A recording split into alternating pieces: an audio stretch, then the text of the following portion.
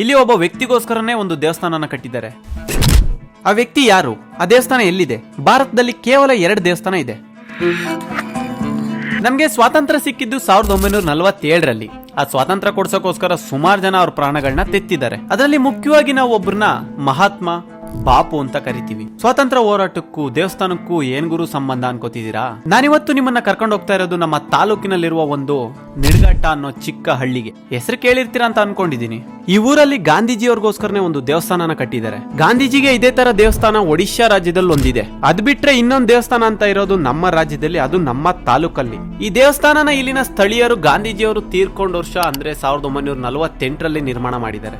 ಈ ದೇವಸ್ಥಾನದೊಳಗಡೆ ಗಾಂಧೀಜಿಯವರ ಒಂದು ಚಿಕ್ಕ ಪ್ರತಿಮೆ ಇದೆ. ಒಂದು ಬೇಜಾರಾಗೋ ವಿಷಯ ಏನಂದ್ರೆ ಈ ದೇವಸ್ಥಾನ ಓಪನ್ ಆಗೋದು ವರ್ಷಕ್ಕೆ ಒಂದೇ ಸಲ, ಅದು ಗಾಂಧಿ ಜಯಂತಿ ದಿನ ಮಾತ್ರ. ಪರವಾಗಿಲ್ಲ, ಒಬ್ಬ ವ್ಯಕ್ತಿಗೂ ಕೂಡ ಒಂದು ದೇವಸ್ಥಾನ ನಿರ್ಮಾಣ ಮಾಡಿದ್ದಾರೆ ಅಂತ ತಿಳ್ಕೊಂಡಿದ್ದೀರಾ ಅಂತ ಅನ್ಕೊಂಡಿದ್ದೀನಿ. ಹಂಗೆ ಇಲ್ಲಿ the most powerful god Anjaneya Swamy ಅವರು ಕೂಡ ನೆಲೆಸಿದ್ದಾರೆ. ಸೊ ಇಲ್ಲಿ ಒಂದು ಗಣಪತಿ ದೇವಸ್ಥಾನ ಇದೆ. ದೇವ್ರಿಗೆ ದೇವಸ್ಥಾನನ ಈಸಿಯಾಗಿ ಕಟ್ಟಿಸ್ತಾರೆ ಎಲ್ಲ ಊರಲ್ಲಿ, ಬಟ್ ವ್ಯಕ್ತಿಗೆ ದೇವಸ್ಥಾನ ಕಟ್ಟಿಸಿರೋದು ತುಂಬಾ ಗ್ರೇಟ್ ಅನ್ಸುತ್ತೆ. ಈ ಊರು ಚಿಕ್ಕಮಗಳೂರು ಜಿಲ್ಲೆ, ಕಡೂರಿಂದ ಒಂದು 20 ಕಿಲೋಮೀಟರ್ ಆಗುತ್ತೆ. ಇಲ್ಲಿಗೆ ಬಸ್ ರೂಟ್ ಕೂಡ ಇದೆ. ಲೊಕೇಶನ್ ಬಗ್ಗೆ ತಲೆ ಕೆಡಿಸ್ಕೋಬೇಡಿ, ಡಿಸ್ಕ್ರಿಪ್ಷನ್ ಅಲ್ಲಿ ಚೆಕ್ ಮಾಡಿ. ಈಗ ಈ ವಿಡಿಯೋನ ನೀವು ಎಲ್ಲಿಂದ ನೋಡ್ತಾ ಇದ್ದೀರಾ? ಇದೇ ತರ ನಿಮ್ಮೂರಲ್ಲಿ ಯಾವ್ದಾದ್ರು ಹಿಡನ್ ಪ್ಲೇಸ್ ಯಾರಿಗೂ ಗೊತ್ತಿಲ್ಲದೆ ಇರೋದಿದೆಯಾ? ಕಾಮೆಂಟ್ ಮಾಡಿ. ಕಾಂಟೆಂಟ್ ಇಷ್ಟ ಆದ್ರೆ ನಮ್ಮನ್ನ ಫಾಲೋ ಮಾಡೋದನ್ನ ಮರೆಯಕ್ ಹೋಗ್ಬಿಡಿ. ಸಿಗೋಣ ಮತ್ತೆ.